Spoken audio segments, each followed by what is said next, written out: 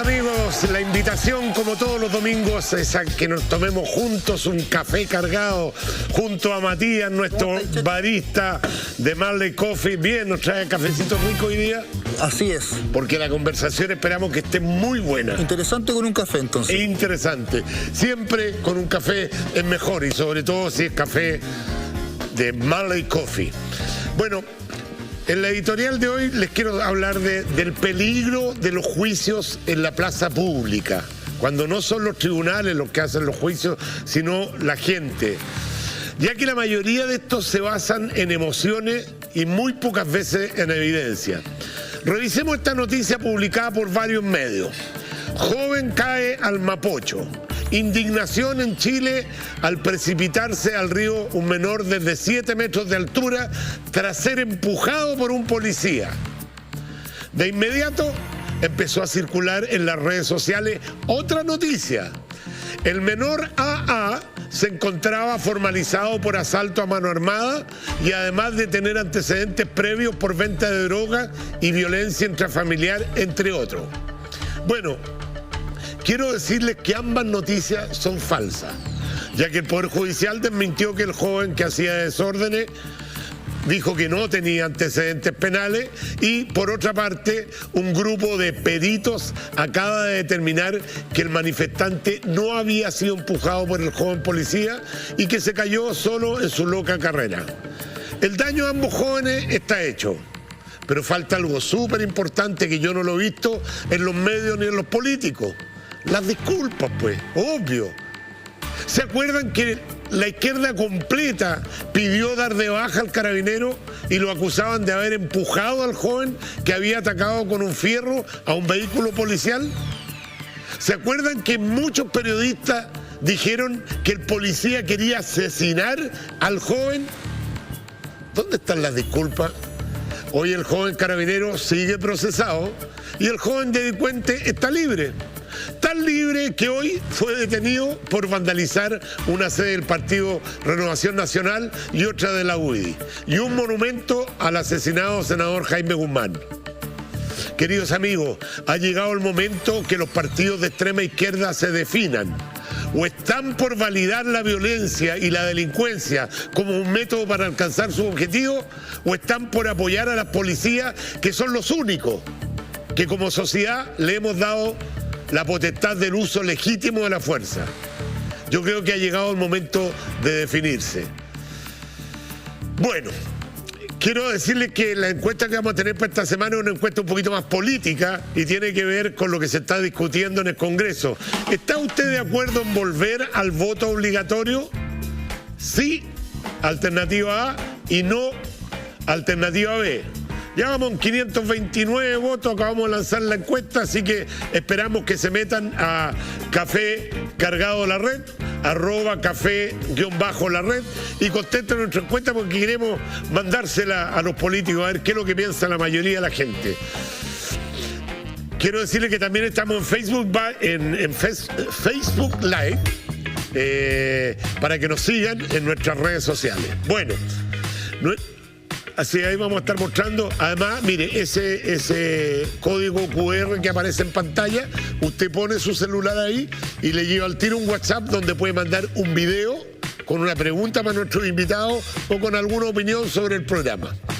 Nuestro primer invitado es un abogado, profesor universitario, analista político, escritor, columnista de varios diarios nacionales, PhD en estudios americanos en la Universidad de Heidelberg y presidente de la Fundación para el Progreso. Ha sido invitado a diferentes foros y debates en toda Latinoamérica y Europa. Para nosotros es un honor tenerlo aquí. Así que invitamos a pasar este estudio a Axel Kaiser. ¿Cómo está, mi querido amigo? Vamos a saludarlo ahí con el saludo COVID. El saludo COVID. ¿Cómo está? Muy bien. Me voy a poner la mascarilla antes que me reten. Fíjate, ahí no va. ¿Esta canción oye? Simon & Garfunkel, ¿Por qué? The Sound of Silence. ¿Por qué la elegiste? La oí cuando tenía unos 12 años y la melodía me marcó, me cautivó, y luego cuando ya entendí un poco más inglés, descubrí el significado tan profundo que tiene la letra, y desde entonces más sentido me hizo todavía. El sonido del silencio. Sí.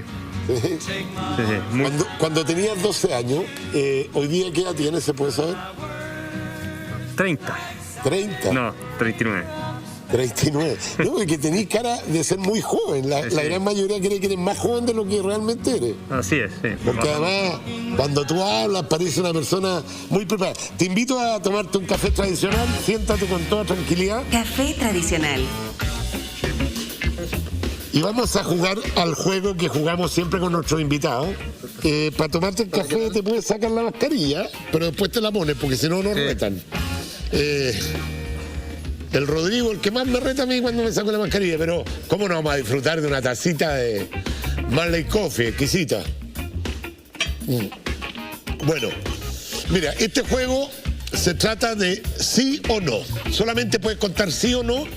No te preocupes porque el invitado queda con angustia porque quiere explayarse, pero después nos vamos a explayar en cada una de estas preguntas. La respuesta es solo sí o no. Es que nosotros sacamos titulares en esta parte. ¿No se puede hacer el paso de Bachelet? No, es sí o no, pues, señor. Tiene que jugar el juego. ¿Cree que todos los actuales candidatos a la presidencia de Chile son populistas? No. No, ¿eh? ¿Cree que Chile ha tenido un mal manejo pandémico? Sí. ¿Chile tiene el mejor nivel de vida de Latinoamérica? Sí. ¿Es un error aplicarle impuestos a los súper ricos? Absolutamente sí. ¿Ves con optimismo el futuro político-social de Chile? No. ¿Sebastián Piñera ha sido populista? No. ¿Cree que el capitalismo es el que más se acerca a los ideales marxistas? No. Esa última pregunta yo te la hice porque tú... Yo lo dije en una parte, sí. Lo dijiste en alguna parte y a mí me llamó la atención.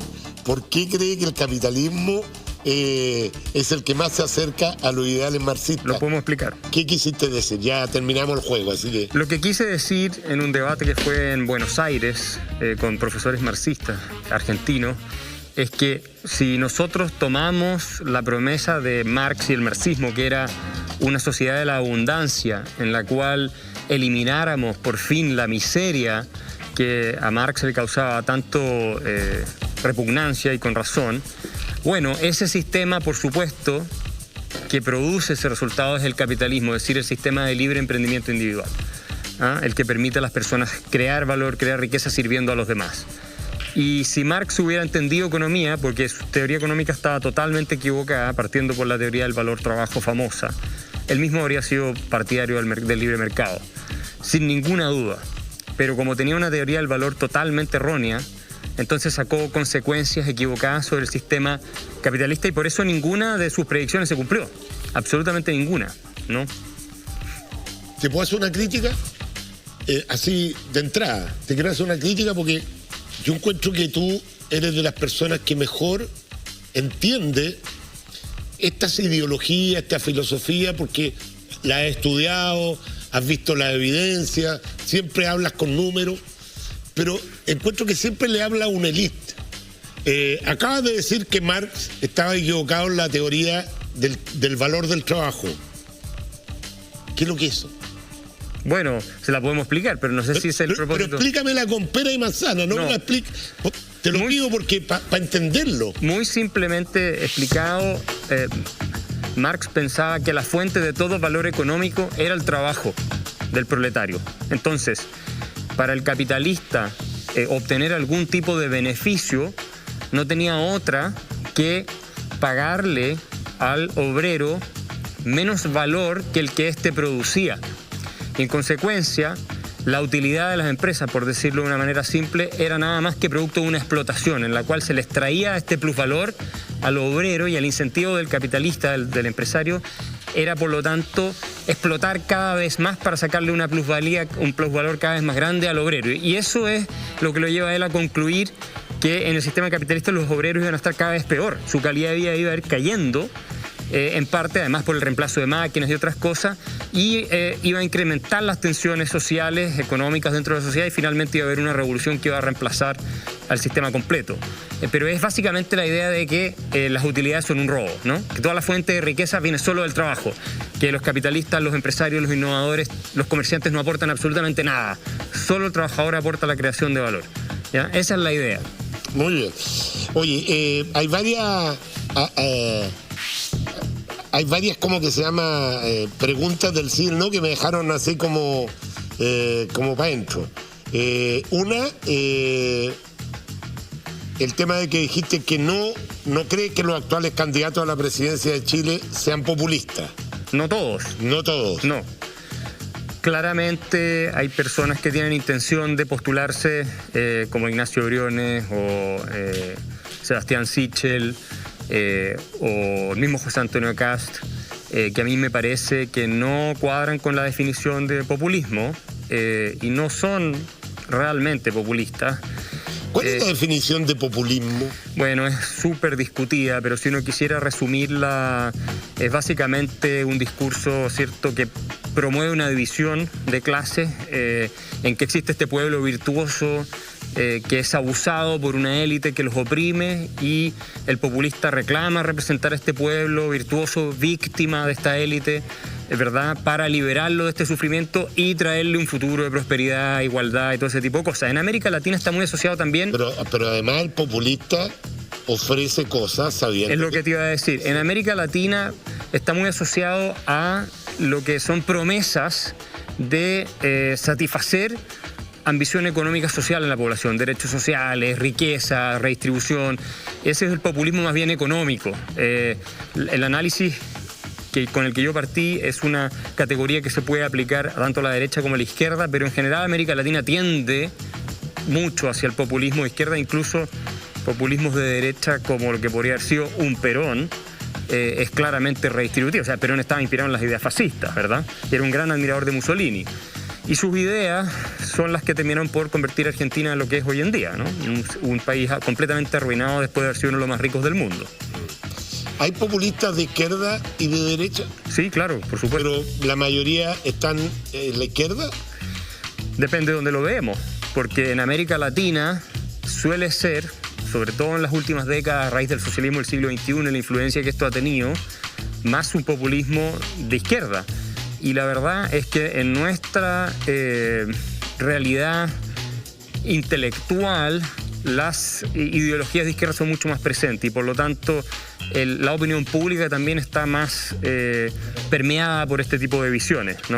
Pero puede haber populismo de derecha, claramente. Nombraste 3 candidatos de la centro derecha que dijiste que no eran populistas. Sí. ¿Eso significa que Joaquín Lavín y Mario Desbordes serían populistas, según tú? Yo creo que Mario Desbordes sigue una línea que es más propia de una especie de criolla de peronismo, es poco fiel a lo que son los argumentos técnicos, tiene una cuestión media nacionalista. Algunas virtudes tiene, por supuesto, él, por ejemplo, el tema del orden público, me parece que lo tiene más claro que otros candidatos, pero todo lo que viene siendo su ideario en términos de cómo debe funcionar la economía política de un país y en general el rol del Estado, a mí me parece que se acerca un poco más hacia cuestiones que hemos probado en otros tiempos y que son un poco más populistas. Igual esa denuncia que ha hecho a veces de las élites y entonces estos son los ricos, no sé qué, cuando se pelea con algunos personajes, no es muy propio, ¿cierto?, de un debate político más centrado, que uno no lo ve en otras cartas de la centroderecha.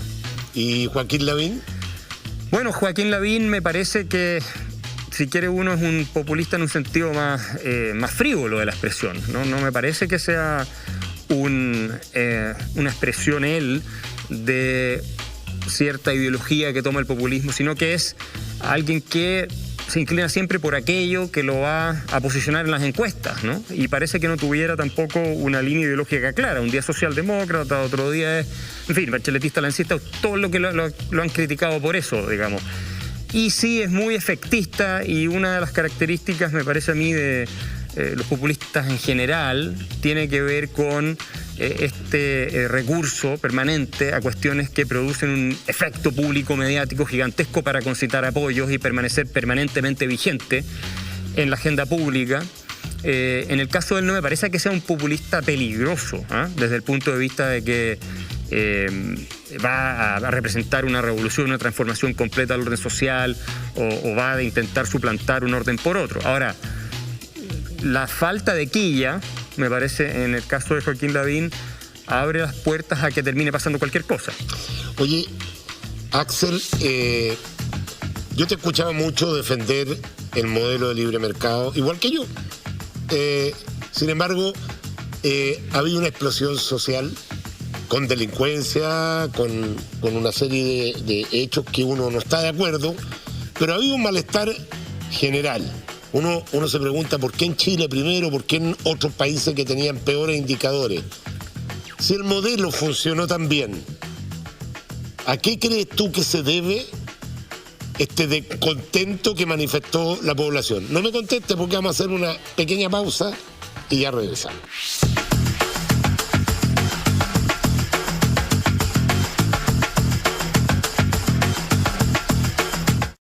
Estamos en Café Café Cargado. Le habíamos dejado hecha una pregunta y lo pasamos a Café Cargado porque aquí vamos a empezar ya a tomarnos un café un poquito más cargado, con los temas más contingentes.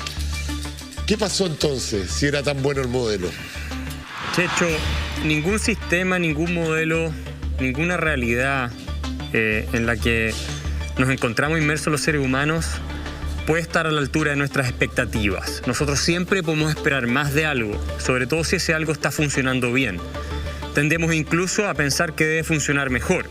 Esto nos pasa hasta en las relaciones interhumanas, pero para ir al caso concreto de Chile, una de las cuestiones, me parece a mí, que gatilla una frustración creciente, y con razón, es que ese bienestar que este modelo, más que modelo, este sistema de economía social de mercado y de libertad ha creado en los últimos 40 años, y que todos los indicadores lo respaldan, no hay ni un indicador que no lo respalde. Gracias. Bueno, sobre todo a partir de las reformas de Michelle Bachelet en su segundo gobierno en adelante, y lo advertimos muchos que esto iba a pasar, colapsó la capacidad de generar prosperidad para las grandes mayorías del sistema que tenemos en Chile.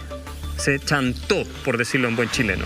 Entonces el crecimiento pasó de un promedio 5.2, 5.3 a un crecimiento de 1.6, 1.7% al año, con lo cual tú ya simplemente no estás creando prosperidad, y eso duró muchos años. Los salarios reales en Chile dejaron de crecer bajo el gobierno de Bachelet. Esto fue en buena medida de producto de sus reformas económicas, sobre todo la reforma tributaria que hizo. O sea, tú dices la explosión social que hubo en Chile en gran medida responsabilidad de Michelle Bachelet. Yo creo que en gran medida es responsabilidad de las reformas económicas de Michelle Bachelet, que, dicho sea de paso, metieron el virus del populismo nuevamente en Chile, porque fueron muy irresponsables. Y no nos olvidemos que incluso su exministro de Hacienda, Andrés Velasco, era uno de los grandes críticos de la carencia de fundamento técnico de esa reforma. Y era bien evidente que se estaban haciendo desde un punto de vista ideológico y no fundado en un debate serio y racional sobre lo que era posible. Y se crearon expectativas además gigantescas. Y Piñera salió elegido prometiendo tiempos mejores. Acordemos, no. Ahora, él no revirtió esas reformas, no tuvo mayoría en el Parlamento, tampoco fue muy astuto desde el punto de vista político, me parece a mí. ¿Y qué ocurre? Que este chantazo económico que se ve reflejado en niveles de desempleo mayores, que se ve reflejado en que los salarios no crecen y todo lo que ya mencionamos, no cambia esa situación, sino que sigue arrastrándose por muchos años. Sin embargo, los precios siguen subiendo, la deuda sigue subiendo y así sucesivamente. Entonces, por supuesto que tiene que haber un malestar. Si las personas están ya acostumbradas a un sistema que va proveyendo de un bienestar creciente, de pronto eso se frena de una, como pasó en Chile, en parte importante, una crisis hecha en casa. Esa es la explicación que tú le das. Yo le doy, no es la única, pero es una de las explicaciones centrales, pero no es la única. En beneficio del tiempo vamos a pasar a otro tema para alcanzar a hacerlo. Tenemos un video tuyo que la rompiste ahí en Buenos Aires. Te invito a analizarlo un poquito.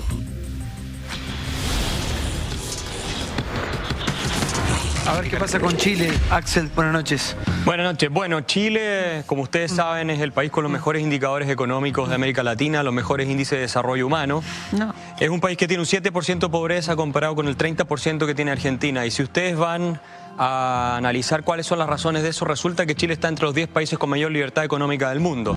Y si ustedes hacen un cruce entre los países con mayor libertad económica del mundo y los países menos corruptos del mundo, resulta que hay una correlación bastante directa entre estados que intervienen menos o intervienen de manera eficiente y menos corrupción, porque evidentemente cuando tiene una burocracia gigantesca, los incentivos de capturarla para beneficiarse son también mucho más grandes. Entonces, el caso de Chile, que es un país vecino, que era mucho más atrasado que Argentina, y ahora en varios indicadores, en prácticamente todos los indicadores de desarrollo social, movilidad social y los demás más avanzados, se debe a que durante 3 décadas o más, ¿no es cierto?, incluida la democracia, que profundizó las reformas que venían de un gobierno con serios problemas que conocemos todos. Bueno, eso se ha mantenido y gracias a eso hemos ido avanzando y hemos crecido a tasas de 4, 5, 6%. Pero ahora... ¿No estaban muy contentos los argentinos con esta explicación? No, y eso fue hace varios años atrás, no sé si 5 o 6 años atrás. Ni siquiera les saqué en cara que les acabábamos de ganar la final de la Copa América. De la Copa América. O otra final, una de las dos que ganamos. No recuerdo exactamente la fecha. Ahora Argentina tiene casi un 50% de pobreza porque han seguido con esa política populista, estatista, de prometerle beneficios a todo el mundo y que alguien los tiene que pagar, porque eso es lo que nos olvidamos usualmente en América Latina. Cuando los políticos te prometen algo, no lo pagan ellos con su dinero de su bolsillo, lo paga el ciudadano a través de impuestos y de inflación. Oye, en el juego del sí y el no te pregunté si en Chile se había manejado bien la pandemia y tú me dijiste no. Tú has sido un crítico de las cuarentenas. Sí. Sin embargo, seguimos viendo en ¿cómo que se llama? En los indicadores, el número de contagios, el número de muertes, tasas bastante elevadas, a pesar de que ya pasamos el 50% de gente con la segunda dosis. ¿No te parece que es contradictorio tu idea de no a las cuarentenas con los contagios? Explícanos un poco por qué tú has defendido la idea de que te parece que es mala política sanitaria el tema de las cuarentenas. Bueno, yo esta idea no la inventé.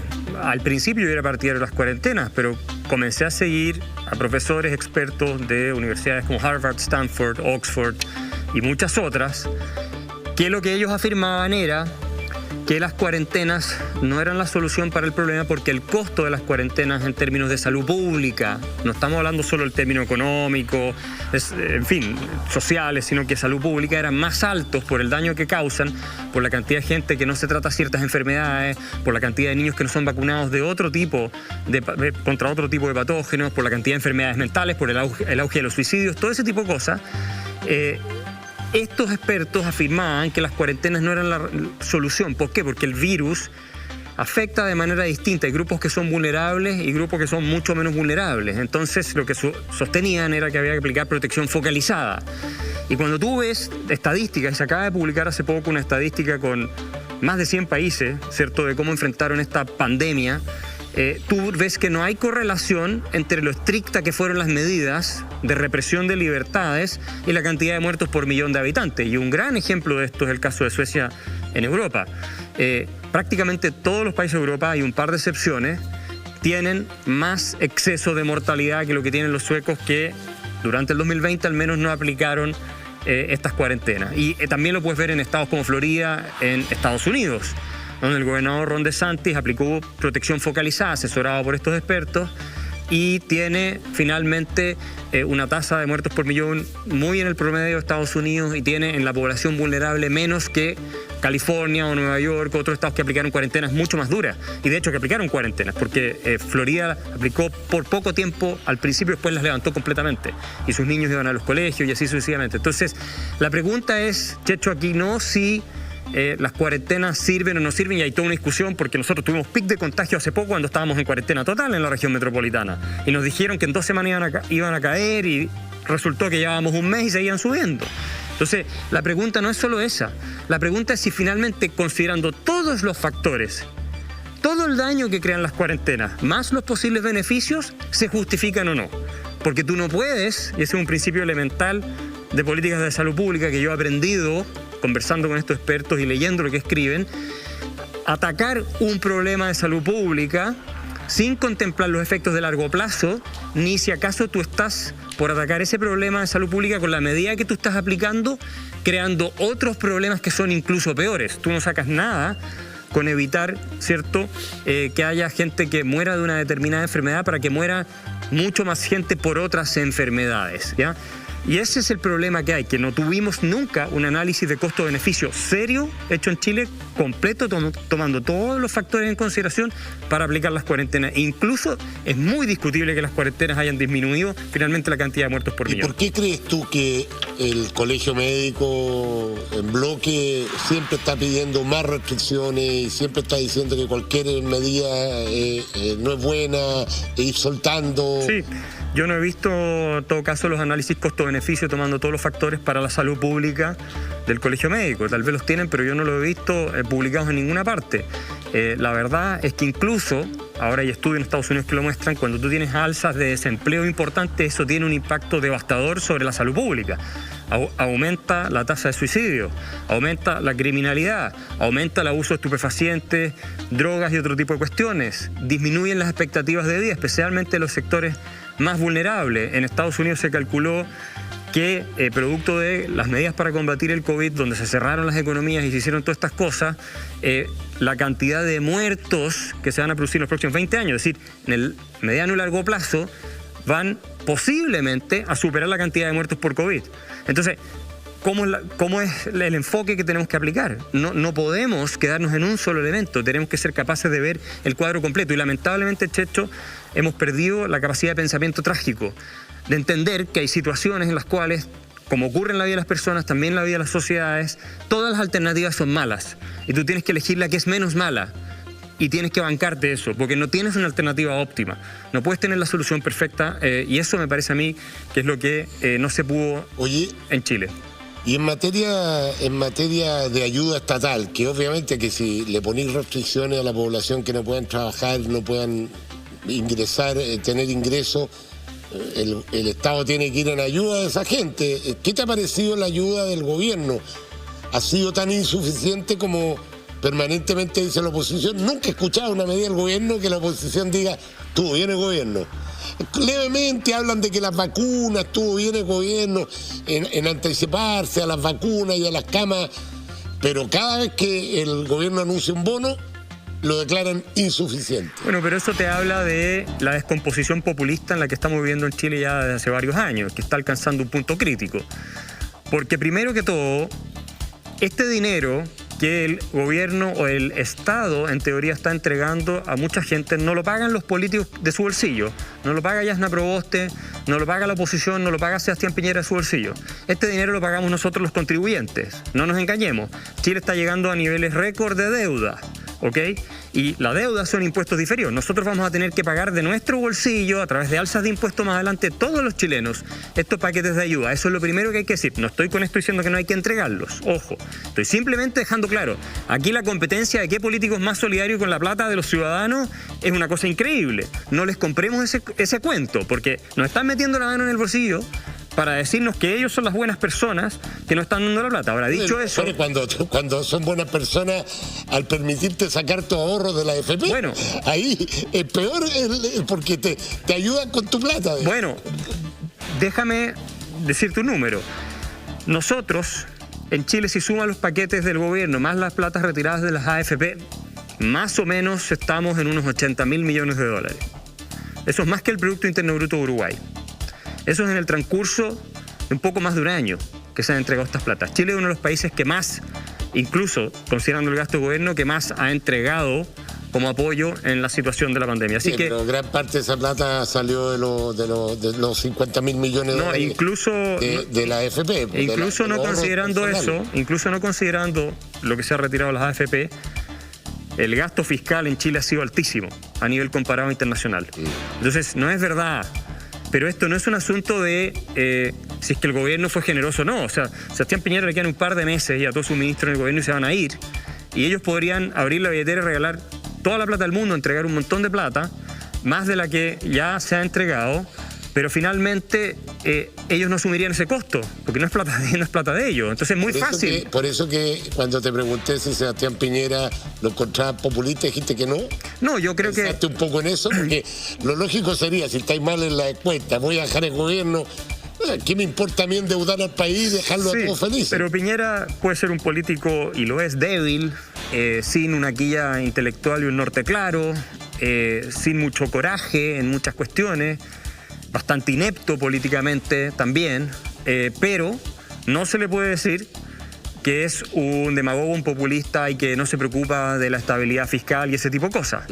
No lo podemos decir. Ahora, eso no es valorado en general en la discusión pública y la opinión pública, porque lamentablemente nos hemos acostumbrado a estos políticos que nos prometen todo y creemos que ellos son buenos porque nos están diciendo que nos van a regalar cosas, cuando ellos no asumen ningún costo por hacer eso. Lo pagamos en el futuro, todos nosotros. Tenemos un tuit de la gente que te hace una pregunta. Mira la pantalla ahí. Dice, Axel, ¿qué crees? A ver, espérate. ¿Qué crees que pasará en la convención con el alto porcentaje de constituyentes de extrema izquierda altamente ideologizados y con cero conocimiento de cómo funciona un país o cero reconocimiento a lo que hemos avanzado? ¿Se logrará consenso? ¿Qué debemos hacer los ciudadanos? La asamblea o convención constituyente que tenemos hoy efectivamente muestra una carga ideológica que es típica del populismo latinoamericano, que ha generado un daño devastador en los países en que se ha terminado institucionalizando. Y me parece a mí que si la constitución resultante de esa convención está cargada de esa mentalidad, de ese ideologismo, va a ser un desastre para Chile. Esa es la verdad. Esto no se puede ver de otra forma. Ahora, es posible también pensar que muchas de esas cuestiones se van a moderar en la discusión, se van a ir procesando y finalmente pueda salir algo relativamente razonable de la convención. Yo no creo que la probabilidad de algo así es muy alta. Por supuesto que no lo creo. Yo tampoco. Especialmente si los ciudadanos, y aquí vamos a la segunda parte de la pregunta, no les exigimos responsabilidad a quienes están ahí y aplaudimos y avalamos todas las cuestiones delirantes que se están proponiendo pensando que existe algo así como un Estado, un Dios llamado Estado que nos va a resolver todos los problemas, cuando el Estado son los mismos políticos de siempre, ¿cierto? Con sus redes de poder y todo lo demás, a los cuales le quieren dar más poder en esta nueva constitución, según lo que declaran muchos de sus integrantes. Me están facilitando el trabajo nuestros telespectadores. Hay un café video con una pregunta para ti, veámosla. Buenas noches, junto con saludar ahí a Checho y Axel. Mi consulta dice relación con los matinales, el periodismo en general en el país. ¿Le ha hecho bien o le ha hecho mal desde el octubre del 2019 hasta ahora? Hemos aperturado las conversaciones, los pensamientos, las perspectivas, el dato real, la experiencia mundial, o al contrario.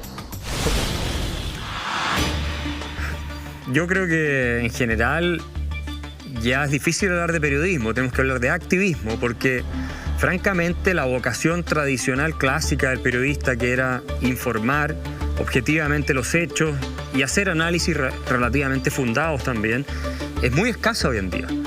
Tenemos profetas que se ponen frente a una cámara, indican a todos los que lo están viendo, ¿no es cierto?, qué es lo que está bien, qué es lo que está mal, y ellos son las grandes autoridades morales que van a determinar, ¿cierto?, estas verdades reveladas de qué es lo que está bien y qué es lo que está mal. Y a mí me parece que en lo que ha pasado en Chile en los últimos años han sido casi más agitadores que personas que han intentado motivar una reflexión honesta, crítica y serena sobre los acontecimientos que hemos vivido.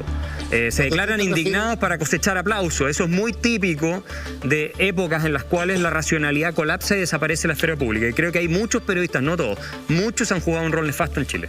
Cuando tú te refieres a agitadores por parte de los periodistas... No todos, pero muchos.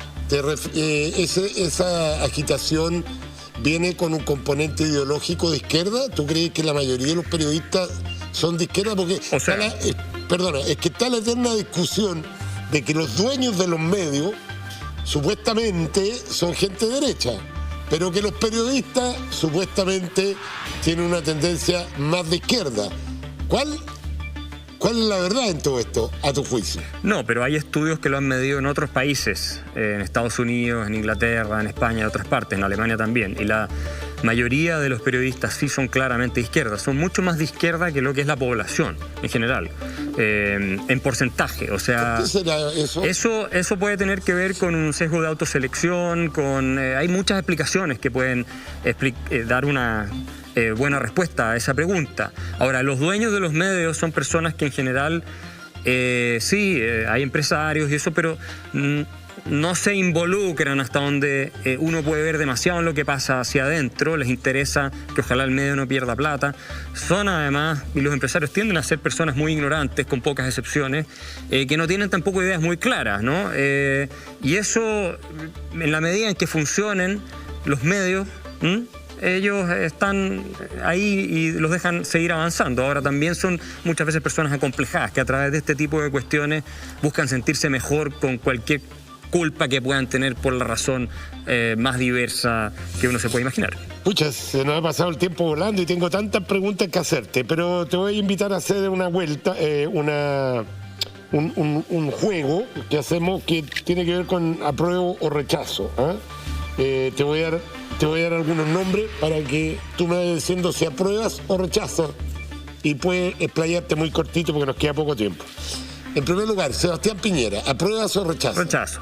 Rechazas. No creo que ha sido un buen presidente, no. ¿Y el primer gobierno? También lo rechazo porque sentó las bases para lo que vino después con Bachelet en buena medida. ¿En qué fue lo que más se equivocó a tu juicio, Piñera? En el discurso, en la narrativa y en no haber tenido una línea clarísima de defensa de ciertas ideas que debieran predominar en lo que es la centro-derecha, partiendo por la libertad. ¿Él no defendió la libertad? No me parece que haya defendido la libertad, ni el Estado de Derecho, y buscó siempre congraciarse con la izquierda. Y esa cuestión a mí me parece que corrió el cerco lo posible, lo mismo hizo, dicho sea de paso, la centro-izquierda chilena, corrió el cerco lo posible y en parte nos tiene donde estamos hoy. Seguimos. Daniel Stingo. ¿Apruebas o rechazas? Rechazo. No, el estilo, las propuestas, no. Este es el periodista que hizo las declaraciones que la derecha en la convención se va a tener que...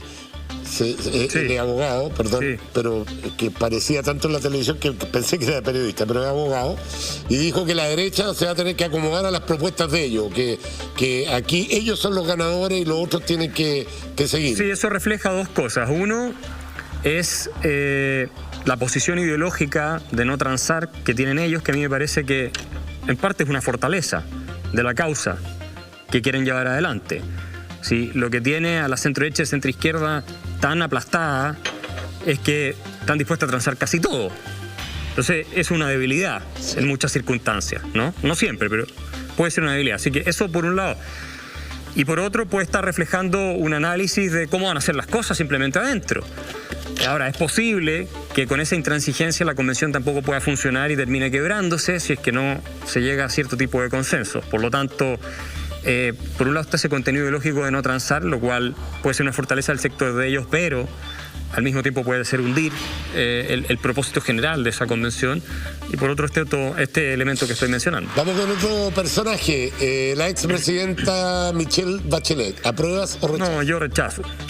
Por mucha simpatía personal que ella pueda generar, incluso también me la genera a mí, pero yo rechazo porque fue muy irresponsable en su segundo gobierno. Creo que abrió de par en par las puertas al populismo, se dejó asesorar por gente muy radical también, y eso me parece a mí, el punto de inflexión que tuvo Chile. Ahora, si yo fuera socialista de corazón, como es ella, de izquierda, y lo he dicho antes, yo la aplaudiría, sería mi heroína.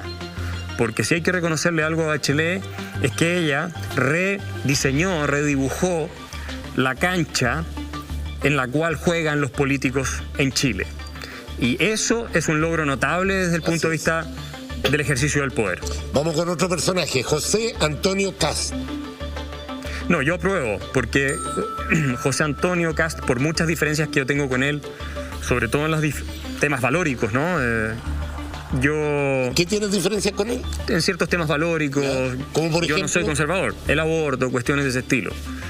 ¿Tú estás de acuerdo en el aborto? Estoy de acuerdo con despenalizarlo. No es que uno esté de acuerdo con el aborto, pero despenalizarlo. Es que tú eres liberal en lo económico y en lo valórico. Pero no soy anticonservador, soy liberal. puedo respetar las otras opiniones y no creo que una persona sea necesariamente maligna por oponerse. Porque piensa distinto. Exacto. Pero él creo que hace una buena contribución al plantear ideas hoy día ausentes y que antes eran parte del acervo común de la centroderecha en Chile y que han quedado completamente desplazadas, abriéndole precisamente una puerta al movimiento que inició. Y por tanto creo que hace un aporte a la discusión en Chile. Ha sido injustamente demonizado, me parece a mí, y caricaturizado en medios de comunicación.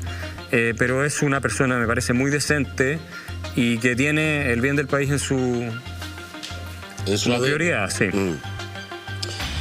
Fernando Atria. Yo rechazo porque Fernando Atria es un típico exponente de esa ideología de la promesa fantástica de la demagogia latinoamericana. Y él ha sido uno de los que más promovió con energía toda esta cosa que nos está pasando hoy día y que es el desmantelamiento del sistema de economía social de mercado, porque eso es lo que él plantea, para transitar hacia un Estado omnipresente, interventor, que va a ser muchísimo más corrupto de lo que ya tenemos hoy, que va a costarle las posibilidades de progreso a la gente más desaventajada de Chile, con la cual al menos los que creemos en la libertad sentimos que tenemos una responsabilidad prioritaria. No es con la gente rica que puede agarrar un avión y irse al país, es con ellos. Nos tenemos que ir, Axel, te queremos agradecer, pero antes de irnos, yo pienso re parecido, y yo he sido un defensor de la libertad, ¿no es cierto?, del emprendimiento, del libre emprendimiento, y creo que este modelo efectivamente, todos los índices dicen, han sacado más gente que nadie de la pobreza. ¿Por qué? ¿Qué ha fallado entonces? Si todos los números dicen que el modelo ha funcionado, ¿qué ha fallado? ¿Ha fallado el relato? ¿Ha fallado la comunicación? ¿Qué le ha fallado a la centroderecha o al liberalismo que no ha podido transmitir? Por eso yo al principio te dije, a lo mejor le estamos hablando de una élite. Esa élite ya está convencida de lo que tú estás diciendo. ¿Cómo se inventa un relato para que la gente entienda que este modelo también los quiere proteger a ellos? Si no es este modelo, Checho, al final son las mismas personas actuando con libertad las que sacaron este país adelante. Esa es la verdad. Y lo único que hizo el llamado modelo es crear un marco de reglas del juego para que puedan desarrollar sus potencialidades, sus capacidades. Con todos los problemas, con todo lo que uno quiera, pero eso es lo que hizo. Ahora, lo que tenemos que hacer, me parece a mí, es terminar con el discurso. Gracias. Excelente. Esa es una caricatura que te estamos regalando. Préstamela un poquito para mostrarla en cámara. Déjame terminar en la respuesta antes de irnos. Creo que tenemos que terminar con el discurso depresivo, autoflagelante que se ha instalado en Chile desde hace mucho tiempo, que es la peor sociedad que ha habido en la historia, porque así como en los seres humanos individuales un discurso autoflagelante te termina llevando a la depresión y en el peor de los casos al suicidio, lo mismo le pasa a los países. Rescatemos lo que es bueno, reconozcamos que falta mucho para avanzar, pero que hemos avanzado muchísimo, no partamos de la base que todo es malo, porque si seguimos en este camino, en 10, 15, 20 años más, este país va a haber que recogerlo con la pala y la gente va a estar arrepentida de no haber valorado lo que tuvo en ese momento cuando lo perdió. Muchas gracias, Kaiser. Llévate de recuerdo esta caricatura. No sé si te favoreció el artista o no, pero es un recuerdo de este programa. Que te vaya muy bien, muchas gracias. Gracias, Checho. Faltaron tantos temas para conversar. Usted me dirá para dónde vamos ahora, señor director. Vamos a hacer una pequeña pausa, no se mueve nuestra sintonía, todavía nos quedan dos interesantes invitados que ya llegan a Café Cargado.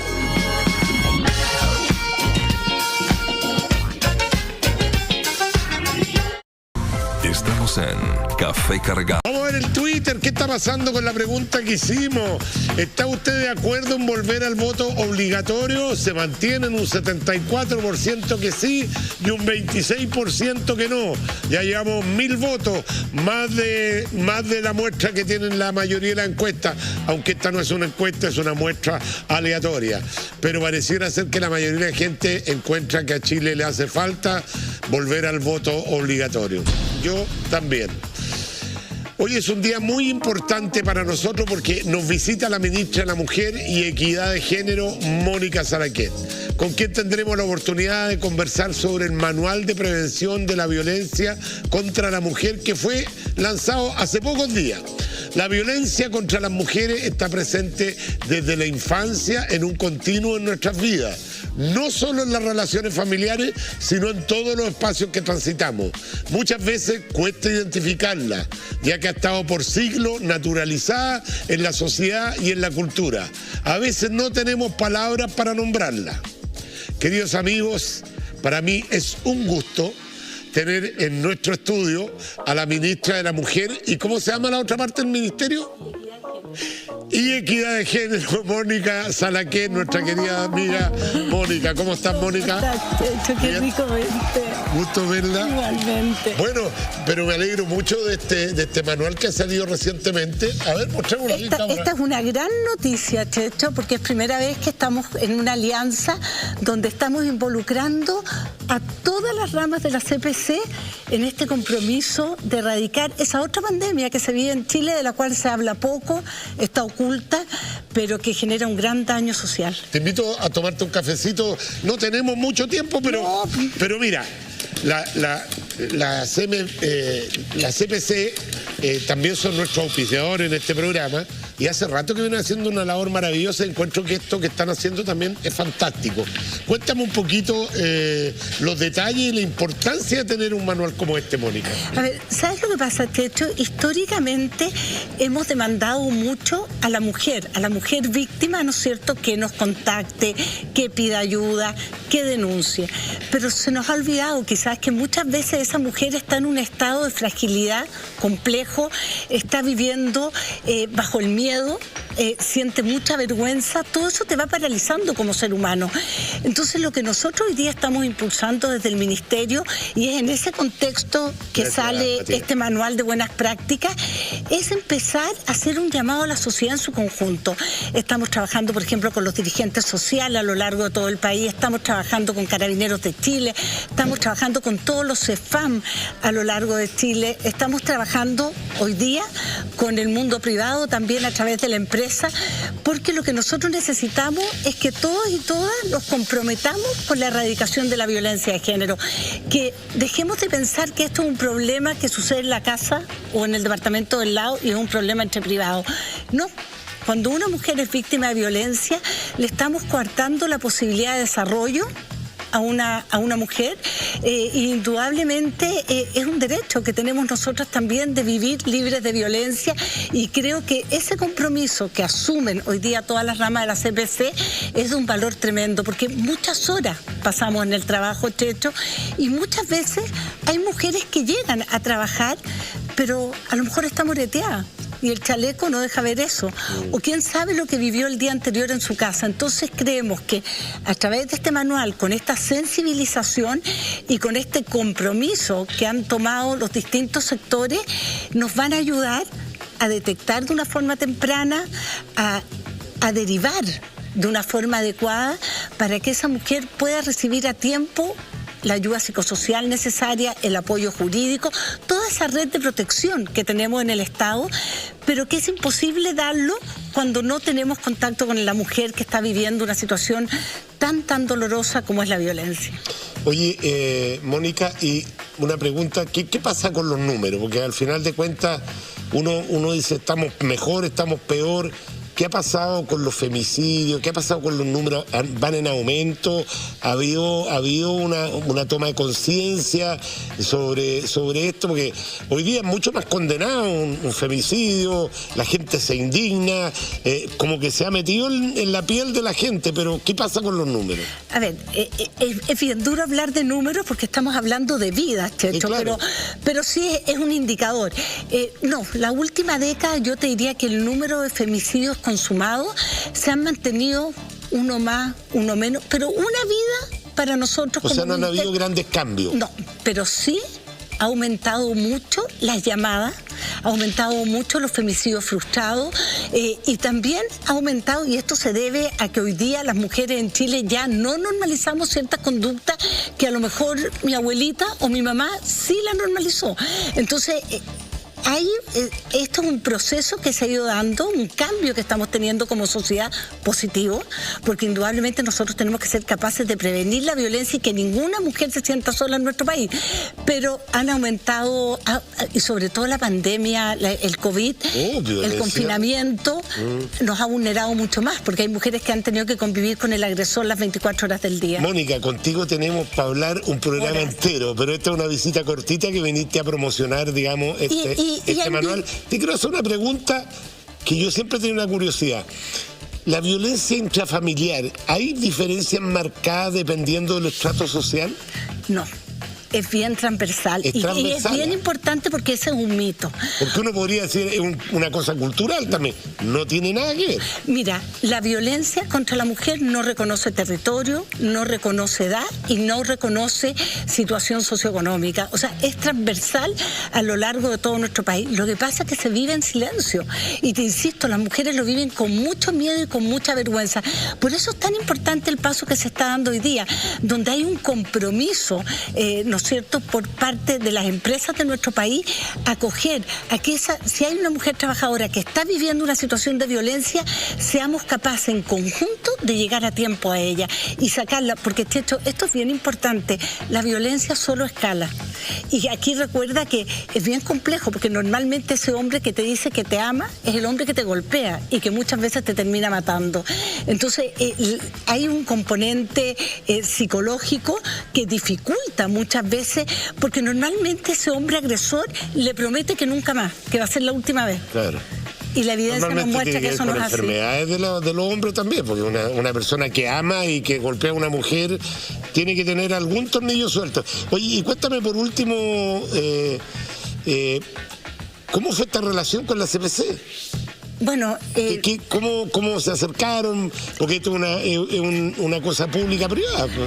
Bueno, es una alianza pública-privada, porque nosotros hoy día como ministerio tenemos la convicción que todos los actores de nuestra sociedad los estamos invitando a comprometerse con la erradicación de la violencia.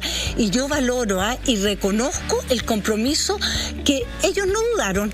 Desde un primer minuto dijeron, bueno, ¿cómo? Nunca habíamos pensado cómo sensibilizar al interior de la empresa, porque aquí no estamos hablando de acoso laboral, aquí estamos hablando de abrirnos a entender que esa mujer, a lo mejor fuera del horario de trabajo, está viviendo situaciones que no debemos permitir como sociedad que sigan sucediendo, y que en ese su lugar de trabajo podemos, si no somos indiferentes, hacer una pesquisa precoz, acompañarla y derivarla correctamente para sacarla a ella. Y normalmente, de hecho, recordemos que la mayoría de las veces muchas de estas mujeres que están viviendo violencia al interior de sus hogares, hay niños también. Querida amiga, la vamos a dejar comprometida para que conversemos de estos temas que me parecen súper interesantes. Además, no logro entender cómo todavía siguen habiendo hombres que violentan a las mujeres. Cuando no lo entiendo, realmente no puedo entender, pero cada día uno se sorprende con más y más casos. Así que muchas gracias por la labor que están haciendo. Felicitaciones a esta alianza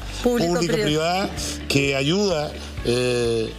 Y si quieren muestra por favor a esa cámara. Ahora lo importante es que todos los que les pueda interesar o quieran conocer un poco más sobre este tema, que es tan doloroso y que es una herida que todavía tenemos abierta en nuestro país, pueden bajarlo en la página web del Ministerio, también está en la página de la CPC, y aquí el llamado es a que todos y todas nos comprometamos, no seamos indiferentes.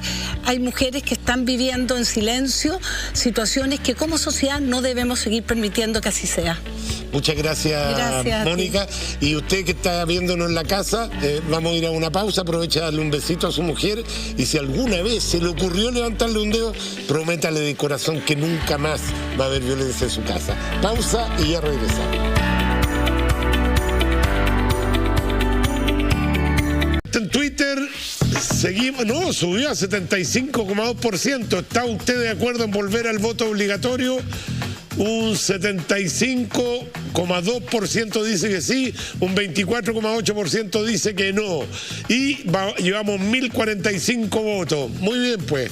Bueno, nuestro próximo invitado es un político de tomo y lomo. Algunos dicen, ¿es un animal de la política? Fue el primero en convocar a todos los potenciales candidatos y candidatas presidenciales de la oposición en reuniones que a la luz de los hechos terminaron siendo muy infructuosas. ¿Qué tan dividida está la oposición? ¿Cuál es el escenario del sector? Se lo preguntaremos a quien, además de ser presidente del Partido Radical, es formalmente el único candidato de unidad constituyente que se inscribió en las primarias legales. Nos visita en Café Cargado Carlos Maldonado. ¿Cómo estás, Carlos? Gusto saludarte. Igualmente, Chucho, ¿cómo estás? Oye, buena la canción que elegiste, ¿eh? Sí, me gusta Queen. Buen grupo, gran grupo. Buen grupo. Sí. No me detengas ahora. No me detengas. Oye, Carlos, sí. La verdad que me imagino con una sensación de frustración porque iniciaste, perdón, voy a poner la mascarilla para que no me reten, iniciaste las conversaciones, lograste juntarlo, pero finalmente alguien metió la cola ahí. Y de eso quiero preguntarte. Sí, claro. Mira, bueno, claramente una sensación de frustración, porque todo Chile fue testigo de que busqué una convergencia amplia que le pudiera ofrecer una alternativa de gobierno sólida a Chile. Y después, el miércoles pasado, fui el que estuvo hasta el último minuto tratando de que hubiera una primaria legal. Si no había podido ser de toda la oposición, por lo menos de unidad constituyente, que es el bloque de centroizquierda más tradicional, que tiene más experiencia de gobierno y que creo que puede ofrecerle una alternativa de gobierno confiable a Chile. Lamentablemente, los demás partidos del bloque no tomaron una decisión distinta. Yo lo lamento mucho porque en realidad creo que era imprescindible hacer primaria. Te voy a preguntar qué pasó después, más adelante, porque tenemos una estructura. Por favor, toma asiento, gracias, Carlos. Nos vamos a tomar un cafecito tradicional que nos trae Matías aquí, un Barley Coffee. Muchas gracias. Bien, gracias. Y vamos a partir, Carlos, jugando un poquito al juego que tenemos, que es el juego del sí y el no, pero no te preocupes que después vamos a profundizar. Solamente tienes que responder sí o no. Ahora solo sí o no. Esto es para sacar titulares. Vamos a ver. El actual, ¿es el peor escenario de la ex concertación, sí o no? Sí.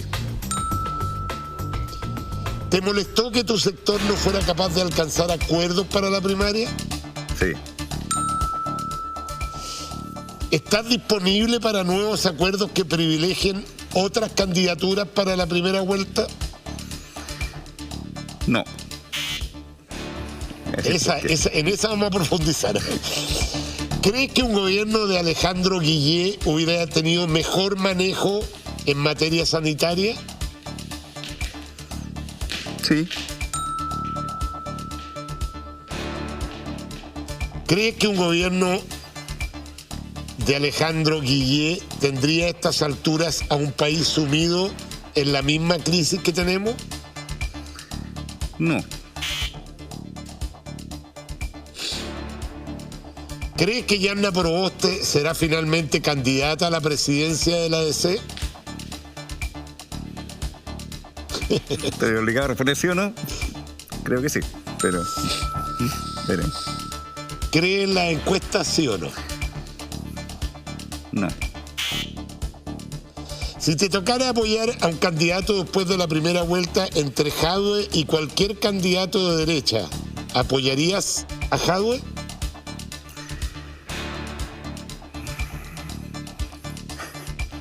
Difícil, ¿eh?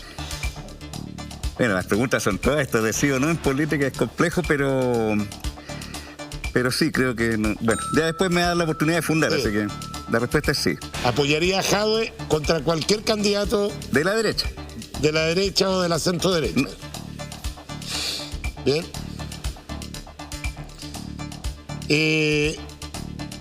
Expláyate en esa pregunta. Muy bien. Mira, lo que pasa es que qué bueno que me sacaste ya del sí y el no, porque de verdad que es complejo. Para que puedan conversar. Sí, no, además que muchas respuestas, la verdad, que requieren alguna fundamentación. Sí. No son tan blanco y negro las cosas, tú sabes muy bien en política. Así es. La verdad que hay que mirar el contexto. Entonces, el tema de la segunda vuelta, yo de verdad espero que haya una alternativa de centroizquierda socialdemócrata, digamos, que le ofrezca a Chile una alternativa, como hemos dicho, de cambio social, pero con gobernabilidad, con estabilidad y con progreso económico, que es imprescindible. Las tres cosas tienen que ir de la mano, si no es imposible que el país avance, y el que ofrezca solo cambios sociales sin garantizar gobernabilidad y progreso económico está vendiendo ilusiones. Entonces, confío que va a haber en segunda vuelta una alternativa de centroizquierda. Esa es mi respuesta de fondo. Ahora, si tú me dices, ¿Por qué te dije la respuesta que te di? Porque yo creo que en realidad ha sido tan conflictivo para Chile. El actual gobierno de derecha ha chocado tan de frente con esta aspiración mayoritaria de ciertos cambios sociales imprescindibles que me parece que sería muy malo para el país que hubiera otro gobierno de derecha el próximo periodo. Creo que se alargaría la crisis 4 años más y Chile la verdad que necesita salir de la crisis y empezar a avanzar de buena manera. Entonces, por eso a ver, un gobierno comunista, Carlos, de los gobiernos, de los países que están gobernados por gobiernos comunistas, yo veo que, o sea, esto es un paraíso al lado de lo que podría ser un gobierno comunista. O sea, recordemos que en Venezuela la gente está comiendo de los basureros. Entonces, yo no quiero decir que Daniel Jadwe no tenga las capacidades, qué sé yo, pero al final de cuentas imponen un modelo comunista que al final, por muy buenas intenciones que tenga, por su modelo de incentivo, lleva a que la sociedad llegue a niveles de igualdad, pero igualdad en la miseria. Es realmente eso es lo que están dispuestos incluso la gente de centro izquierda como el Partido Radical a arriesgar. Mira, yo confío que, insisto, va a haber una alternativa de centro izquierda y que aspiro a liderar, que le va a ofrecer a Chile una alternativa de progreso y de cambio. La pregunta era unión. Si no había claro, como dice, si no hay, pero ya te expliqué por qué. Pero mira, 2 cosas. Una, yo creo que Chile no se encamina en ningún escenario a un régimen comunista. Digamos, otra cosa es que un candidato que aparece bien posicionado milita en el Partido Comunista. Y yo creo que no va a ser presidente de Chile, porque yo creo que la gente en Chile va a preferir otras opciones que le den más confianza. Explícame esa parte que no la entendí. Que no es lo mismo, te digo, que una persona... Un presidente que es del Partido Comunista, que habla como comunista, que actúa como comunista y va a ser presidente de Chile, ¿no va a tener un régimen comunista? No, porque en Chile tenemos una democracia, tendría que dar un autogolpe, entonces otra cosa. El Partido Comunista no es democrático. Espérate, el Partido Comunista promueve en el mundo, y lo ha promovido a lo largo de la historia, ¿cierto?, regímenes autoritarios con partido único, sin prensa libre. Ese es los modelos comunistas que había en el mundo. En Chile nunca había un gobierno comunista y yo confío que no lo va a haber nunca, y no creo que un candidato del Partido Comunista vaya a ser presidente de Chile, de verdad.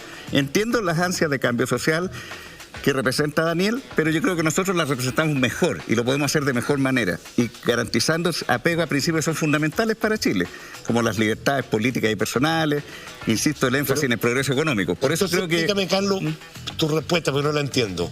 Si tú dices la mayoría de los regímenes comunistas son autoritarios, o sea, al final de cuentas, en otras palabras, estás diciendo los regímenes que gobiernan los partidos, donde está el Partido Comunista, no son democráticos, básicamente. O sea, no en la forma que nosotros entendemos la democracia, sin duda. Por cierto que no. Entonces, ante la pregunta de un candidato de centro izquierda que podría ser Sichel incluso, que hoy día está en el... Yo creo que él es de derecha, pero él es de derecha, no confundamos las cosas. ¿Es de derecha Sichel? Sí, pues sin duda. Pero él será ministro de Piñera. Será ministro de Piñera. Piñera es un presidente de derecha. ¿Piñera es de derecha? Bueno, no sé, ¿te parece que no? A mí para nada. No, mira, no sabía. A mí Piñera no me parece de derecha. A mí me parece que es de derecha. Yo creo que él renunció a todos los principios que defiende la derecha. Yo creo que al revés, por seguir los principios, pero por seguir esos principios llegó a la crisis en que estamos. Imagínate, si quería modificar el sistema tributario haciéndolo más regresivo, hizo intentos por desarmar o por lo menos cuestionar las reformas del segundo gobierno de la presidenta Bachelet, que iban en la dirección correcta en términos de mayor justicia social. Fue, al principio de sus 2 primeros años fue un gobierno ideológico hasta que se chocó con el estallido social. Y ahí ya después, bueno, ha hecho lo que ha podido, más bien, más mal que bien, digamos. Tenemos visiones distintas a lo que es los principios de la derecha, pero está bien, me parece bien. Bueno, sigamos con esta conversación, me parece súper interesante. ¿Qué pasó? ¿Fue el Partido Comunista al final el que vetó? ¿Cuál fue la verdadera? Usted estuvo ahí en la papa misma. ¿Qué fue? Porque habían reuniones, se subían, se bajaban, se subían candidatos, se bajaban. ¿Qué fue lo que pasó al final? Bueno, mira, las conversaciones más directas sobre la posibilidad de hacer una primaria que incluyera a Jadwe y Boric la estaba llevando el Partido Socialista, por lo que ellos mismos declararon públicamente, y es coherente con lo que habíamos visto en los medios de comunicación. Partido Comunista y Daniel Jadwe pusieron condiciones más bien de hacer una primaria acotada, digamos, más bien seguramente pensando en cómo armar una cancha que les fuera favorable desde el punto de vista electoral. Entonces, en la mañana Daniel había dicho que él no se imaginaba una primaria con Heraldo Muñoz y Jimena Rincón, es decir, objetando personas. Después entiendo que en la mesa de conversación en la tarde, cuando ya se habían bajado, Heraldo Muñoz y la Democracia Cristiana había cambiado a su candidata, sin embargo objetaron al PPD y al Partido Liberal como partidos concurrentes a la primaria. Entonces, y hasta ahí llegó todo, porque en realidad la posibilidad de una primaria amplia era sin exclusiones y sin vetos. Con vetos, con exclusiones no se construye mayoría, más bien suena como que estaban con la calculadora mirando cuál es el escenario más favorable, y finalmente hasta ahí llegaron las conversaciones. Nosotros siempre fuimos partidarios, yo lo dije antes de que pasara toda esta crisis, lo dije en la mañana, el miércoles, yo dije, nosotros, si no hay condiciones para una primaria amplia, sin vetos, sin exclusiones, somos partidarios de una primaria de unidad constituyente, que le ofrezca al país una alternativa centroizquierda nítida, socialdemócrata, para ponerle un nombre. Y en la tarde, entonces, tratamos de que ocurriera esa primaria. El problema es que, a propósito de las otras conversaciones, se habían bajado candidatos, ya la cosa estaba un poco enredada, y aunque yo insistí mucho, lamentablemente no fue posible. A todo Chile le consta que insistí hasta el final. Estuvieron afuera del CERVEL, el Partido Socialista, el PPD, pero finalmente no llegaron a acuerdo para inscribir primaria, y yo creo que fue un gran error. Yo lo lamento mucho. Yo tengo afecto, amistad por muchos dirigentes y militantes de esos partidos. Pero... Oye, ¿un nuevo espectáculo de la clase política? Pero es que mira, además no hicimos primaria el 2017. Las vimos por televisión en ese tiempo, la derecha por un lado, Frente Amplio por otro, ahora la derecha por un lado, este pacto del Partido Comunista con el Frente Amplio por otro, y nosotros de nuevo por televisión. A mí de verdad, todavía me cuesta creer que ocurrió. Sé que es la realidad, que ocurrió. Lo lamento mucho, pero nunca me imaginé que y de nuevo no íbamos a tener primaria. Te voy a invitar a pasar a Café Cargado con este video, que te invito a verlo.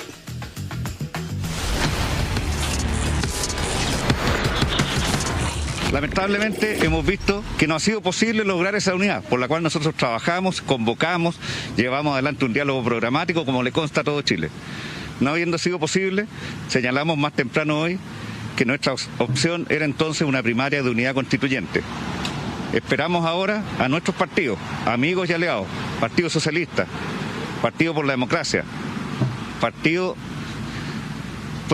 Progresistas, Ciudadanos, Nuevo Trato, Partido Liberal. Los estamos esperando acá en el servicio electoral. Nosotros teníamos esta hora reservada para inscribir primarias y esperamos que vengan. Es imprescindible este año 2021 y siempre que la ciudadanía defina los liderazgos. Nosotros estamos disponibles para defender nuestras ideas de libertad, de igualdad, de cambios profundos en materia de justicia social, pero con pleno respeto por la democracia, por las libertades, preservando la estabilidad política y ofreciendo progreso económico. Café Cargado. ¿Te dolió más la falta de presencia de los radicales y el fracaso en gobernadores, o no haber logrado la unidad que encabezaste en la oposición, Carlos? Gracias, Matías. Mira, la verdad que en las elecciones del 15 y 16, nosotros como Partido Radical, en las elecciones de gobernadores, de alcaldes y concejales, nos fue muy bien, de verdad muy bien. Elegimos por amplia mayoría a nuestro candidato a gobernador en Magallanes, fue uno de los 3 que ganó en primera vuelta, pasamos, más que duplicamos nuestro número de alcaldes comparado con la elección anterior, y tuvimos un muy buen porcentaje. Por primera vez desde el retorno a la democracia superamos en votación al PPD, por ejemplo, en materia de concejales. En convencionales, la verdad es que la ciudadanía miró en otra dirección. Sabemos que los partidos tradicionales en general tuvimos un bajo resultado en convencional. La ciudadanía quería una constitución redactada, digamos, no por el mundo político, y fue coherente con lo que había expresado en el plebiscito de octubre, de que había rechazado la posibilidad de una convención mixta, una convención integrada también por parlamentarios, ¿te acuerdas? Así que Carlos, es una señal importante que dio la ciudadanía de que quiere más participación del mundo ciudadano en las decisiones, pero en general en las elecciones territoriales a nosotros nos fue bastante bien. Usted como político antiguo, sí, sabe perfecto. Pero no viejo. No viejo, antiguo, dije yo, y con experiencia. Además, ¿me puedo tomar el cafecito? ¿Sí? Además yo, sí, se lo puedo tomar el café. Además yo reconozco que tú eres una persona republicana y siempre he admirado los políticos, piensen como piensen, que primero están los valores, las instituciones, qué sé yo. ¿Sabes que siempre después de una elección los partidos acomodan? Sí, mira, perdimos en esto, perdimos en esto otro, pero ganamos por acá porque si sumamos esto con esto, esas cuentas yo las he escuchado toda mi vida. Sí. Sin embargo, este fue un verdadero fracaso de la clase política, digámoslo, de los partidos tradicionales, básicamente. La elección de convención. Así es. Sí, porque la elección de gobernadores, por ejemplo, Unidad Constituyente tuvo la primera mayoría por lejos, ganamos 2 gobernaciones de 3 y pasamos a segunda vuelta. Eso responde a otro factor. Sí, a lo que voy yo, sí. Por eso te digo, si yo no quiero que la gente piense que uno no ve las cosas. Claramente en la elección de convencionales para la Constitución, a los partidos tradicionales en general les fue mal. Imagínate, la derecha andaba rozando el 40% en general en las elecciones en Chile de retorno a la democracia. O sea, a la derecha le fue horrible. No, le fue horroroso, claro. Si no estoy diciendo, por eso te digo, a la clase política le fue mal. en general, pero yo de verdad creo que hay que respetar esa señal, pero tiene que ver con la Convención Constitucional. Hubo mucha gente que decía, mira, yo quiero que la Constitución la redacte gente como uno, ciudadanos, no necesariamente del mundo político. Pero no es lo mismo que la gente espera para un presidente, un parlamentario o un alcalde. O sea, no hay que sobreinterpretar lo que pasó. Hay que respetarlo y leerlo bien, pero no sobreinterpretarlo. Ministro de Justicia, ¿no es cierto? Cuando ve a alguno de los constitucionales que salieron elegidos, con todo el respeto que merece el proceso democrático, cualquiera puede ser elegido, pero tú ves que hay algunos que con suerte saben que 2 más 2 es 4 y van a construir la ley fundamental de la República que va a regir los destinos del país. Una gran mayoría de constitucionales elegidos son de una famosa lista del pueblo que se conocieron en las marchas, en las protestas. Te pregunto con mucha honestidad. Sí. ¿Tú crees que de esa Constitución puede salir algo mejor de lo que teníamos? Sí. Olvídate de la legitimidad de origen, sí. Que eso es una cuestión lógica. Cambiémosla porque la legitimidad de origen fue hecha en una dictadura, todo lo que tú quieras. Pero ¿se podrá con estos constituyentes hacer una Constitución mejor que la que hicieron destacados constitucionalistas, independientemente que haya sido en un gobierno militar, pero gente que sabía de Constitución? Tú eres abogado, fuiste ministro de Justicia.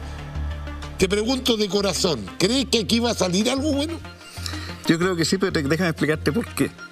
Porque sabes que lo fundamental de una Constitución es que permita el libre juego democrático. Y ese es el gran cambio que va a tener la nueva Carta Fundamental comparada con la Constitución del 80. La Constitución del 80, Checho, era una Constitución que establecía un blindaje a un cierto modelo político y económico instaurado en dictadura. Más allá del tema, como tú dices, el origen, la Constitución blindaba un modelo y le entregaba a la derecha un poder de veto, que la derecha ejerció, la verdad, sin ningún pudor durante 30 años. Entonces, lo más importante es que ahora vamos a tener una cancha pareja donde las ideas en Chile se van a poder debatir y resolver en el Parlamento sin que un sector diga esto sí, esto no. Y esa es la gran diferencia, y por eso te digo que sí va a salir una carta mejor en ese sentido, porque vamos a tener una democracia más verdadera, una democracia real, donde la mayoría y minorías van a poder expresarse. ¿Me dejas meter un punto ahí? Claro. Tú perteneciste a la Concertación. Sí. Que, digámoslo, sin temor a equivocarme, los gobiernos más exitosos de los últimos años fueron los gobiernos de la Concertación. Fue el periodo donde Chile tuvo mayor desarrollo en todos los indicadores. Y hay como una autoflagelación de parte de usted de decir que el derecho a veto, gracias al derecho a veto, gracias al binominal, gracias a que la Constitución obligaba a ponerse de acuerdo, tuvimos este periodo. ¿Por qué desconocer que fue bueno? ¿Sabes por qué? Es tan fuerte el grito de la calle que hace que uno, incluso ante la evidencia, tenga que echarse para atrás. Mira, ¿sabes qué? Es súper importante rescatar y señalar, tú dices, las décadas de mayor crecimiento económico en la historia de Chile, los 30 años de retorno a la democracia. Y la mayor cantidad de gente que salió de la pobreza. Sí, por supuesto, se disminuyó la pobreza de un 40 a menos de un 10. Chile creció en todos los indicadores de desarrollo humano, está básicamente a la cabeza o en los puestos de liderazgo en América Latina, y por algo tenemos tanta inmigración. No es que la gente se venga para acá porque en Chile estamos peor, la gente no va donde cree que puede tener mejores oportunidades. Si eso es evidente, hubo muchos progresos, pero el problema es que se fue generando una deuda creciente en temas que son esenciales para la vida de las personas y que producto del modelo neoliberal estaban entregados al libre mercado y no entregaban respuestas satisfactorias a la gente, en pensiones, en salud y en educación. Que el modelo neoliberal ideológicamente busca que sean privatizados esos servicios sociales y tuvieron un mal resultado. Las pensiones, de hecho, son miserables. En Chile, de cada 3 pensionados de FP, 2 tienen pensión básica solidaria o pensión con aporte estatal solidario. Son tan malas las pensiones que tienen que recibir aporte estatal para que sigan siendo malas, pero un poco menos malas. Entonces, de 4,5 millones, que 3 tengan que recibir aportes para tener una pensión igual bajísima, pero un poco menos miserable, muestra que el sistema fracasó. Entonces, lo que te quiero decir es que hubo elementos del modelo que dejaron atrás totalmente algunos factores sociales que son clave en la calidad de vida de las personas. Y te los reitero, pensiones, salud, educación, se fue generando una deuda de arrastre que hizo crisis en el estallido social. Entonces, es cierto que Chile avanzó en muchas cosas, pero dejó gente rezagada y dejó sistemas estructurales, como son las pensiones, que no los atendió a tiempo y no permitió el sistema de AFP resolverlo, porque ¿sabes qué pasa, Checho? Esto es medio técnico, pero es que hay que entenderlo. El único país del mundo que entrega las pensiones al ahorro de los trabajadores es Chile. Sí, hay otros países donde, por supuesto, el trabajador ahorra, pero hay un gran aporte estatal, Los países de la OCDE gastan 10 puntos del PIB en pensiones. Chile gasta 2. ¿En qué? En las pensiones de las Fuerzas Armadas y en el pilar solidario. No puede ser. Así es imposible que la gente tenga pensiones decentes. Entonces, eso es lo que queremos cambiar. No es que reneguemos de los 30 años. Chile progresó en muchos aspectos, pero necesitamos pagar la deuda social. Carlos, pensiones, salud, educación. Nadie dice que ese progreso no habría existido sin esa fuente de ahorro que son los ahorros individuales. Pero tendría que haberse puesto más aporte. El ABC de la economía, mi querido Carlos, es ahorro, inversión, crecimiento. Sin ahorro no hay inversión, sin inversión no hay crecimiento. Sí. Entonces, ustedes se jactan del crecimiento, me dicen, pero hay que cambiar el sistema de ahorro. Sí, pero tú no ¿Y de puedes... dónde saca esa plata para el desarrollo? No, un momento, si yo no te digo que no se ahorre, lo que digo es que hay que hacer más aporte público. Ah, bueno, yo también estoy de acuerdo. Tiene que haber componentes solidarios más importantes. Fíjate que la recaudación de impuestos en Chile es aproximadamente 21 puntos del PIB. El promedio de la OCDE, donde no hay ningún país de izquierda, por decirlo en los términos que tú lo mencionaste antes, es 34 puntos del PIB, la carga tributaria. Y es mucho más progresiva, aportan más los que tienen más y ganan más. Y por eso que en Chile faltan recursos para estas cosas como las pensiones o la salud. Pero también hay otro índice. Después de impuestos, ¿sí? El Gine, ¿no es cierto? Pero Chile no se mueve. En Chile no se mueve. No, ¿qué significa eso? Que los impuestos son bajos y que están mal aplicados. Señor, sí. No significa eso. Eso significa. No, eso no significa. Significa que si no se mueve la aguja después de impuestos, quiere decir que los impuestos están siendo mal aplicados. No. Está siendo mal utilizados los fondos. Permiso, Mira, en Chile de cada $100 que se mete por arriba en impuestos, a las personas le llega... se va quedando todo en la burocracia. No es así. Un Estado déjame no, yo te lo digo porque tengo los antecedentes. Está bien, pero déjame decirte cuál es la diferencia fundamental que hay entre los países desarrollados y Chile en materia del Gini antes y después de impuestos. Las transferencias directas. ¿Sabes por qué? Porque los países desarrollados que tienen más impuestos, 14 puntos en promedio más que Chile, transfieren directamente mucho más dinero. Por ejemplo, en pensiones. Eso es lo que te digo. En los países desarrollados, 10 puntos del PIB se van a las pensiones. A mí me encantaría que transfirieran más directamente. Pero eso es lo que yo propongo. No se quede en el aparato burocrático del Estado de la plata. Eso es lo que yo propongo. Este es el país donde los políticos ganan más plata en el mundo. Bueno, yo no. Yo ni un peso, yo vivo de mi propio dinero. Ahí te quiero dar un ejemplo de cómo se utilizan los impuestos. Oye, esta plata no es del Estado, es plata suya. Usted cuando va a comprar el pan paga el IVA, eso va al presupuesto. Así es, yo estoy de acuerdo. Y este es el país que se da el lujo de pagar los mayores sueldos a la clase política y en todas las evaluaciones que hace la población los tienen en un 2%. Yo estoy de acuerdo en una cosa. A propósito del pueblo, tenemos una pregunta al pueblo ahí en Twitter, veamos. Buenas noches, Carlos. ¿Qué opina del Frente Amplio y el Partido Comunista? ¿La exconcertación va a hacer trato con ellos para derrocar a la derecha? Yo confío, Marco, que vamos a tener una opción convocante para la mayoría de gente, que vamos a estar en segunda vuelta y que vamos a gobernar Chile. Mira, más que derrotar a alguien o derrocar a alguien, lo que estamos en Chile es vencer la desigualdad y construir unidad nacional, pero a partir de un Estado de mayor bienestar y mayor justicia. Ese es nuestro objetivo. Más que contra alguien, es a favor de Chile, pero sobre la base de una mayor justicia. Carlos, te quiero preguntar, ya que ha entrado otro actor a esta... Tú eres candidato por el Partido Radical, partido al cual Chile le debe mucho, pues tuvimos 3 presidentes radicales consecutivos. A mí los viejos siempre me hablan, los viejos, digo yo, ya estoy en la categoría viejo, pero nuestros padres, nuestros abuelos nos hablaban del radicalismo en Chile y lo que fueron y lo que representaron para nuestro país. Sin embargo, como que ese centro se ha ido diluyendo. Lo que le pasó al Partido Radical primeramente, siento que de alguna forma le está pasando hoy día a la Democracia Cristiana también, se ha ido diluyendo como partido de centro. Y aparece esta figura que porque está bien en la encuesta, pareciera ser que desordena todo el panorama presidencial de la centroizquierda. Me refiero a Yanna Proboste.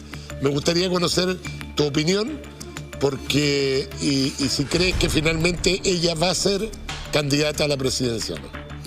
Bueno, yo creo que claramente ella se está perfilando como una candidata de la democracia cristiana. Yo la verdad es que, mira, yo creo que no hay que mirar tanto las encuestas. A mí uno de los defectos que existe en la clase política de repente es mucha calculadora y mucho mirar las encuestas. Yo creo que hay que moverse más por convicciones, ¿ah? Porque si uno es transparente, es claro, da la cara a la gente y le explica claramente lo que se pretende para el país, se puede ganar apoyo y adhesión. Si uno está mirando solo las encuestas, en 2017 nos quedamos por las encuestas y está gobernando la derecha. Entonces, sí, pero también eso de las encuestas yo lo miro. No tenían candidato, que pasó algo parecido, que la centroizquierda no tenía candidato, fueron a buscar a Nueva York a Michelle Bachelet, porque marcaban las encuestas. No, pero ella había sido presidenta de Chile, había tenido una gran trayectoria y tenía un gran apoyo de la gente. Eso no fue una cosa de encuesta. Ella es la única mujer en la historia de Chile que ha sido presidenta y además reelegida. Entonces, eso es otra categoría. Pero en 2017 la centroizquierda buscó una figura bien posicionada y vimos lo que pasó. Terminamos perdiendo la elección, gobernando la derecha, Chile en crisis política, social y económica. Entonces yo creo que, mira, yo no le haría tanto caso a las encuestas, más bien guiémonos por las convicciones y tratemos de ofrecerle a la gente una alternativa creíble, confiable, que les dé una visión de futuro de hacia dónde queremos caminar. Insisto, cambios sociales imprescindibles, pensiones de educación, estabilidad política y progreso económico. Sin las tres cosas no se puede. Yo estoy de acuerdo, Carlos, pero esos cambios sociales que tú propones, los tiene que encabezar alguien, ¿no es cierto? Por supuesto. Y tú me dices, no creo que en Chile esté preparado o vayan a elegir a un candidato del Partido Comunista. Me lo dijiste cuando estábamos tomando el otro café. Y no veo que en la encuesta, disculpa, pero sí, claro, el único termómetro que uno tiene son las encuestas de la centroizquierda, de todos los candidatos que hay, ninguno prende, no prende el candidato ungido, justamente la candidata ungida justamente por la presidenta Bachelet, que es Paula Narváez. No prendió Jimena Rincón, de hecho se tuvo que bajar. No prendió Muñoz. En el Partido Socialista, ¿quién tenían? El partido está Paula. A Paula, sí. ¿Quién me faltó de los candidatos? Yo.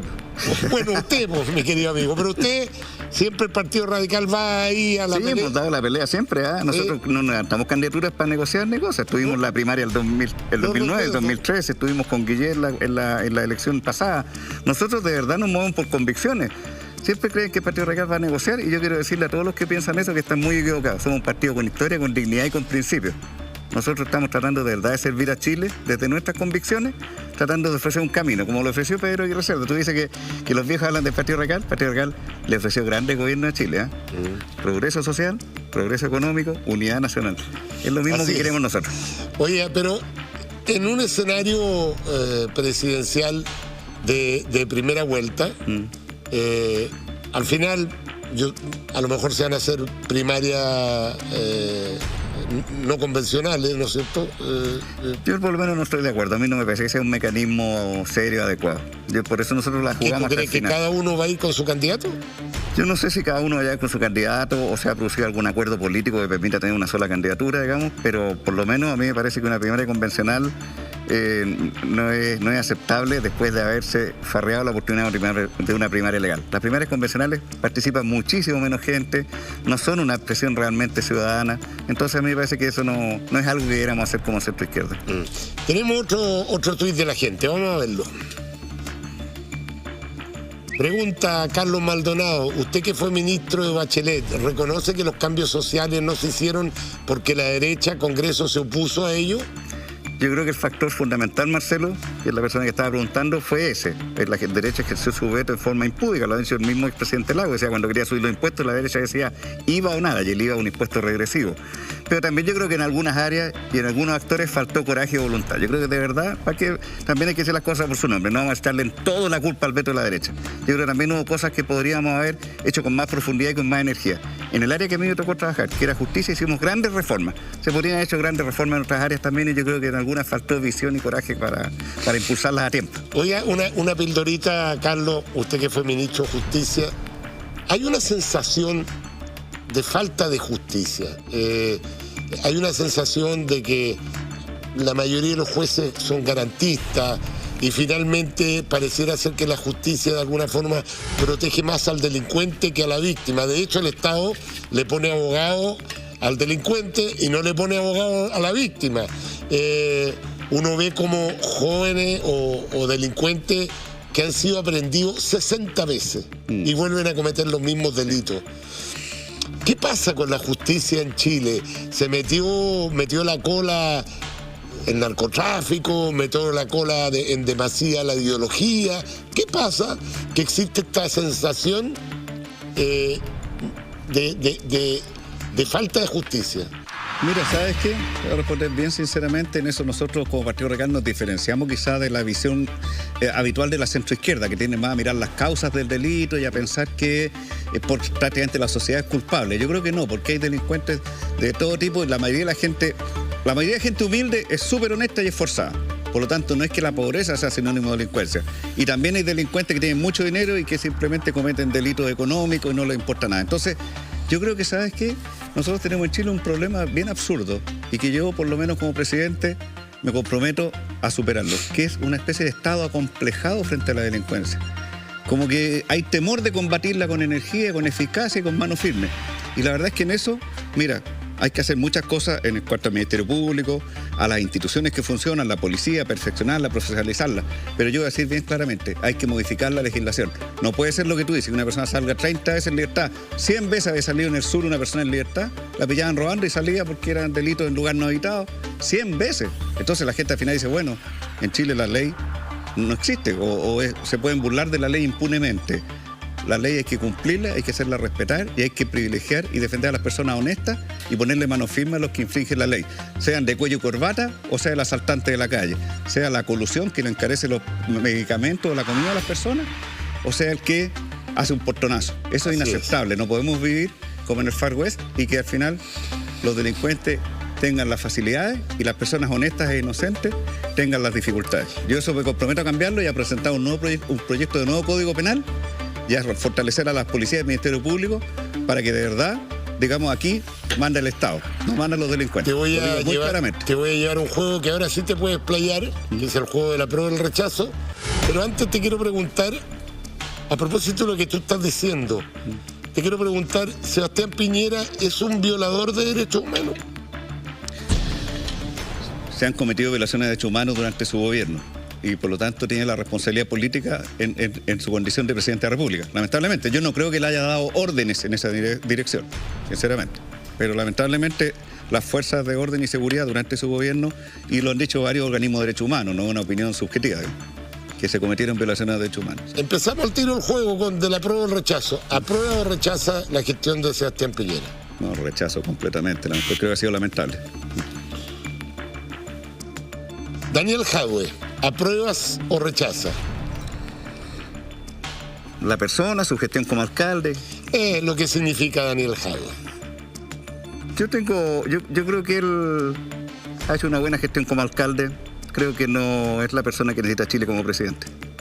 O sea, como presidente lo rechaza, como alcalde lo aprueba. Porque la misma ciudadanía recoleta lo ha reelegido con amplia votación, así que quiere decir que ha hecho una buena gestión como alcalde. Pero es distinto ser alcalde que ser presidente. Paula Narváez. Yo la conozco no mucho a Paula, lamentablemente no coincidimos en tareas de gobierno. La verdad es que, ¿qué puedo decir? Es la candidata de un partido amigo, así que la apruebo, pero no la conozco mucho, la verdad, sinceramente.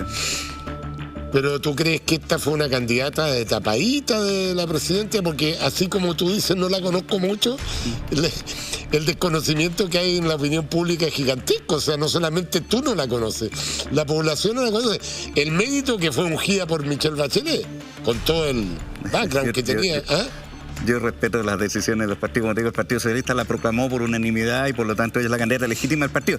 Yo no la conozco mucho porque no coincidimos en el gobierno. Yo estuve en el primer gobierno de la presidenta Bachelet y ella estuvo en el segundo. Quiero explicar por qué no la conozco mucho. No estoy haciendo una referencia, digamos, subjetiva. No coincidimos, estuvimos en distintos gobiernos de la presidenta Bachelet. En distintos periodos, ya. Vamos con este nombre, Heraldo Muñoz. ¿Apruebas o rechazas? Sí, tengo mucho respeto por Heraldo. Coincidimos como presidente yo del Partido Radical, y como presidente del PPD desde hace 3 años, y lo encuentro una persona preparada, honesta, muy seria. Sí, tengo una alta apreciación de Heraldo. Él lo sabe, además lo hemos conversado. Sabe que tenemos una visión parecida sobre los desafíos del país. ¿Tú crees que el PPD se acabó? Bueno, lo están diciendo ellos mismos, que consideran que tienen que superar lo que han sido como partido, y la verdad es que, claro, un partido que nació como instrumental, yo creo que es distinto a un partido como el nuestro, que tiene como una visión de ciertos principios y valores que son eternos, digamos. Entonces ellos mismos están diciendo que como instrumento tienen que derivar en otra dirección. Bueno, porque fue el partido por la democracia, era un partido nació para instrumental, eso, claro. Sí, nació como partido Vamos instrumental. con el último nombre, Enrique París.